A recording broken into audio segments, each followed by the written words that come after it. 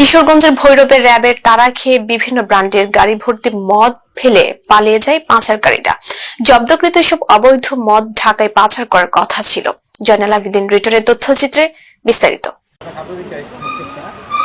মঙ্গলবার সন্ধ্যা ৮টার দিকে ভৈরবপুর এলাকায় এই ঘটনা ঘটে। র্যাব জানায়, গোপন সংবাদে খবর আসে মদের একটি বড় চালান ঢাকা যাবে। সেই মোতাবেক র্যাবের কোম্পানি কমান্ডার তপন সরকারের নেতৃত্বে র্যাবের একটি টিম নাটাল মোড় এলাকায় চেকপোস্ট বসিয়ে তল্লাশি শুরু করে। রাত ৮টার দিকে দ্রুতগতির গাড়িটি সিগন্যাল অমান্য করে পালাতে থাকে। এক পর্যায়ে গাড়িটি ভৈরবপুর গ্রামের ভেতর রেখে চালক ও আরোহী পালিয়ে যায়। র্যাব গাড়িটি উদ্ধার করে ক্যাম্পে নিয়ে আসে। গাড়িটি তল্লাশি করে ১৬৪৮ পিস ভারতীয় বিভিন্ন ব্র্যান্ডের মদ উদ্ধার করা হয়। এই ব্যাপারে র্যাব বাদী হয়ে অজ্ঞাতদের আসামি করে মামলা করে। উদ্ধারকৃত মদের আনুমানিক মূল্য ৫৪ লাখ টাকা।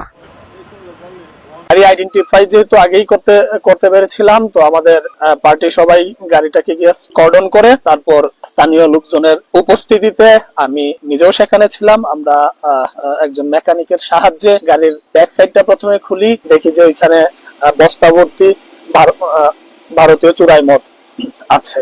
তারপরে আবার আরেকজন মেকানিক নিয়ে এসে সামনের দিকের দুটো দরজা খোলার পরে দেখলাম সামনের দিকেও কেবিনের মাঝে কিছু বস্তা ভর্তি ইন্ডিয়ান মাদকদ্রব্য রয়েছে। তারপরে গাড়ি আমাদের ক্যাম্পেইনে সম্পূর্ণ কাউন্ট করে এখন পর্যন্ত আমরা সর্বশেষ যতটুকু জানতে পেরেছি ১৬৪৮ বোতল ভারতীয় বিভিন্ন কোয়ালিটির মোট ৯ প্রকারের ১৬৪৮ বোতল মদ আছে, যার আনুমানিক বাজার মূল্য, আসলে অবৈধ জিনিসের বাজার মূল্য তো যার কাছে যত বিক্রি করতে পারে তারপরে অন এভারেজ ৫৪,৪০০,০০০ টাকা।